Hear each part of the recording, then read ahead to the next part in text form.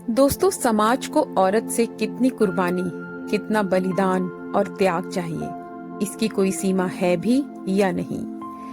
आज एक ऐसी ही कहानी आपके लिए लेकर आए हैं, पर उससे पहले चैनल को लाइक, शेयर एंड सब्सक्राइब करें और कहानी अच्छी लगे तो कमेंट भी करें। एक 17 साल की अल्लड़ लड़की जो बलि चढ़ गई बड़े बड़े परिवारों के सम्मान, प्रतिष्ठा और रसूख की, जिसका उसे कभी मान भी न मिला। चंद टुकड़ा जमीन और कुछ पैसे, बस यही थी कीमत उसके बलिदान की। सांग फैमिली में एक चिंता है कि पिछले 12 वर्षों से उनके घर में कोई वारिस पैदा नहीं हुआ।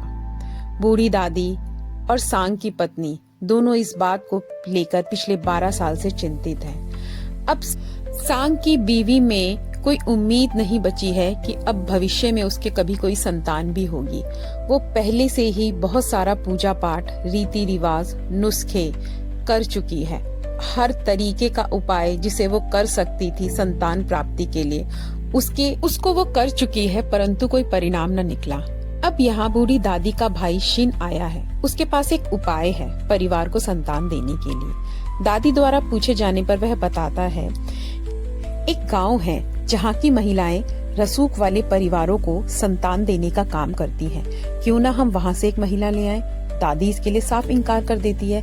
कहती है, मैं ऐसे घरानों की औरत से अपने घर की संतान नहीं प्राप्त कर सकती। भाई बताता है, चिंता की जरूरत नहीं, वहाँ की महिलाएं केवल रसूख वाले परिवारों के लिए ही संतान देती हैं। यदि लड़का हुआ तो परिवार को सौंप देती हैं और लड़की हुई तो अपने साथ ले जाती हैं। इसलिए उस गांव की सारी महिलाएं किसी न किसी ऊंचे खानदान की हैं। दादी को बात जम जाती है और वो भाई को भेज देती है। रास्ते में ही सिन की नजर औखनोई पर पड़ती है। सिन जब गांव के प्रधान से बात करता है तो वो बहुत सी महिलाओं को दिखाता है, पर सिन के जहन में औखनोई बस चुकी है। उस लड़की के बारे में बात करने पर उसे बताया जाता है, पर उसकी उम्र तो बहुत कम है, वो तो सिर्फ 17 साल की है, वो इस काम के लिए अभी ठीक नहीं होगी। इस बात पर वो दुगनी रकम देने का वादा करता है और कहता है, परंतु मुझे वही लड़की चाहिए अपने परिवार के लिए। औखनोई की माँ गरीब जरूर है, पर उसने अपनी बेटी के लिए सपना तो ये देखा है कि वो उसे ब्याह के भेजेगी। लेकिन हालातों के सामने उसकी एक नहीं चलती और उसे सौंप दिया जाता है इसी काम को करने के लिए। माँ रोते रोते उसे समझा रही है, बेटा तुम जो भी करने जा रही हो, जिंदगी में कभी उस काम पर शर्मिंदा मत होना। लेकिन औखनोई खुश है। उसके लिए तो एक सामान्य सा काम है, गांव की सभी महिलाएं यही तो करती हैं। और आंखें बंद करके औखनोई को डोली में बिठाकर सांग के घर ले आया जाता है। दादी माँ औखनोई को देखने आती हैं और औखनोई एकदम अल्लड़ स्वभाव की है और बोल देती है, मुझे बहुत तेज भूख लगी है। उसके लिए खाने का बंदोबस्त किया जाता है। इतना सारा खाना देखकर तो औखनोई जैसे पागल सी हो जाती है और जरूरत से ज्यादा खा लेने की वजह से रात को उसकी तबीयत भी खराब हो जाती है। घर में सबको इंतजार है कि वारिस आएगा, पर सांग को इस बात से कोई फर्क नहीं पड़ता और वो औखनोई के पास जाना भी नहीं चाहता। माँ और पत्नी दोनों मिलकर बहुत जोर देते हैं, पर वो राजी नहीं होता। यहाँ औखनोई के खाने का ध्यान रखा जा रहा है। उसे ऐसी चीजें खिलाई जा रही हैं जिससे इसकी संभावना हो कि वो भविष्य में पुत्र संतान को ही जन्म दे। सही समय का इंतजार किया जा रहा है जब बच्चा पैदा होने की संभावना सबसे ज्यादा होगी। सांग चिंतित है क्योंकि वो औखनोई के पास नहीं जाता, परंतु माँ और पत्नी के बहुत ज्यादा दबाव दिए जाने पर आखिरकार वो मान जाता है और औखनोई के पास चला जाता है।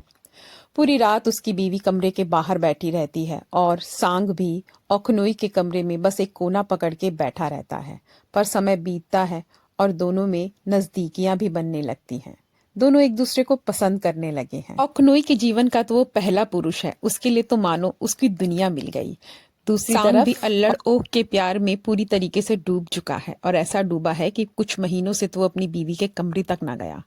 ये बात बड़ों को भी पता चली और दोनों के मिलने पर पहरे लगा दिए गए। यहाँ जुदाई की तड़प में नशे में डूबे सांग के पास बीवी मिलने आई और बोली, मैंने सांप का सपना देखा है, उसको जरूर लड़का ही होगा। और ओक की तबीयत खराब होने पर वैद्य द्वारा इसकी पुष्टि भी कर दी गई कि ओक 2 महीने प्रेग्नेंट है। दादी ने सांग की बीवी को भी गर्भवती होने का नाटक करने को कहा। दादी ने ओक की माँ फुलॉय को भी यही बुला दिया। माँ से सांग की तारीफ करते नहीं थक रही है। मैं उनसे बहुत प्यार करती हूँ माँ, और वो भी मुझसे बहुत प्यार करते हैं। आप देखना, आज रात को सब लोग चले जाएंगे और ये मुझसे मिलने जरूर आएंगे। माँ तो हैरान है ये सब सुन के, और बता रही है, बेटा हमारी किस्मत में प्यार नहीं होता, तुम ये प्यार व्यार में मत पड़ना, दुख उठाना पड़ेगा। और रात को हुआ भी ऐसा ही। सांग ओक से मिलने आ गया और ये बात घर के बड़े लोगों को पता चल गई। ऐसा पिछली बार भी हुआ था और ओक की पिटाई हुई थी, लेकिन इस बार ओक की माँ को इसके बदले में सजा मिली और उसे पीटा गया। अब माँ अपनी कहानी सुनाती है। बेटा, मैं पहली बार 21 साल की उम्र में माँ बनी थी और मुझे एक बेटा हुआ था। 6 सालों तक मैं उसको देख ना पाई और एक बार अपने ऊपर नियंत्रण ना पा सकी और उससे मिलने चली गई और वहां पकड़ी गई। मुझे सजा मिली और पीटा गया और फिर मैं इस गांव में आ गई। एक बार फिर से मुझे मौका मिला, उस बार मुझे तुम पैदा हुई और तब से मैं और तुम दोनों साथ हैं। बेटा, ये जिंदगी हर किसी की किस्मत एक जैसी नहीं लिखती, और झूठे सपने पाल लेना तो जीवन को धोखा देना हुआ ना। इसलिए कह रही हूँ, सपनों से बाहर आ जाओ। अब बढ़ते समय के साथ साथ ओक के तो पेट का आकार बढ़ रहा है। तो दादी माँ के कहे जाने पर सांग की बीवी भी अपने पेट पर कपड़ा लपेट कर ऐसा दिखा रही है कि उसका समय भी बढ़ रहा है। आज गांव में तमाशा दिखाने वाले आए हैं और ओक भी सबसे कहती है कि मुझे भी वो नाटक देखने के लिए जाता है। तो घर की महिलाएं उसे भी दीवार पर खड़ा कर देती हैं नाटक देखने के लिए, और ओक को भी नाटक देखने में बहुत मजा आ रहा है। जबकि दूसरी महिलाओं का ध्यान ओक पर ही है कि वो ठीक ठाक रहे और उस पर गांव के लोगों की नजर ना पड़े। वो नाटक देखते देखते इतना हंसी कि उसी दौरान उसके पेट में दर्द शुरू हो गए। लगता है बच्चा होने का समय आ गया है। महिलाएं पकड़ के उसे कमरे में अंदर की तरफ ले जाती हैं, लेकिन वो असहनीय दर्द में तड़प रही है कि माँ भी साथ है, और ये खबर दादी तक पहुँचाई जाती है। वहाँ दूसरी तरफ सांग की बीवी को भी ये नाटक करने को कहा जाता है कि वो भी ऐसा कहे कि उसके पेट में दर्द है और शायद बच्चा होने वाला है। जब ओक दर्द को पे काबू नहीं पा पाती तो सांग की दादी सांग को ओक से मिलने के लिए भेजती है। इतनी तड़प, इतने सपने, इंतजार और उम्मीदें, पर न जाने अंत में हाथ क्या लगेगा। बच्चा होने की कुछ रस्मों को भी अंजाम दिया जाता है ताकि दर्द में थोड़ा आराम भी हो और इसकी संभावना भी बनी रहे कि ओक लड़के को ही जन्म दे। अब सांग भी यहाँ पर आ जाता है और पहले ही ओक से बहुत दिनों के बाद मिला है, और उसको इस तड़प में तड़पता हुआ देखकर सांग भी अपने आंखों के पानी को छुपा नहीं पाता। पर सांग को देखने के बाद ओक की थोड़ी जान में जान आती है, जैसे अपनी सारी वेदनाओं को वो उसके सामने प्रकट कर देना चाहती है। वो मूल बिंदु है उसके जीवन का, वो आधार है उसके जीवन का, जिसके लिए वो सभी वेदनाओं को सहने को तैयार है। और अंत में वो घड़ी भी आ गई जिसका लंबे समय से सबको इंतजार था। ओक ने एक लड़के को जन्म दिया है, लेकिन यही तो वो असली पल है जिसके बाद पूरा का पूरा खेल खत्म हो जाएगा। ओक की माँ बच्चे को नहलाती है और ओक को देती है। अपने बच्चे को देखकर ओक बहुत खुश है, पर अगले ही पल बाहर से सांग की पत्नी आती है और बच्चे को अपनी गोद में ले लेती है। आखिर इस दिन के लिए ही तो उसने ओक को इस घर में बुलाया था। उसको सहा, अपने पति को बांटा, उसने भी कम तकलीफें नहीं झेली इस बच्चे को पाने के लिए। अंत में ये बच्चा उसे मिल गया और वो उसे लेके यहाँ से चली गई। ओक बस पीछे देखती रह गई कि कुछ पल के लिए बच्चा उसके पास था और अगले ही पल वो उसके हाथ से निकल गया। शाम तक ओक सांग का इंतजार करती रही, पर सांग न आया। आए तो केवल 2 इंसान जो ओक को लेने आए थे उसके गांव में छोड़ने के लिए। ओक और उसकी माँ को डोली में बिठाने के लिए कह रहे हैं, और वो कह रही है मुझे नहीं पता, मैं सांग से मिलकर ही जाऊंगी। खैर, दोनों माँ बेटियों को जबरदस्ती डोली में बिठा दिया जाता है।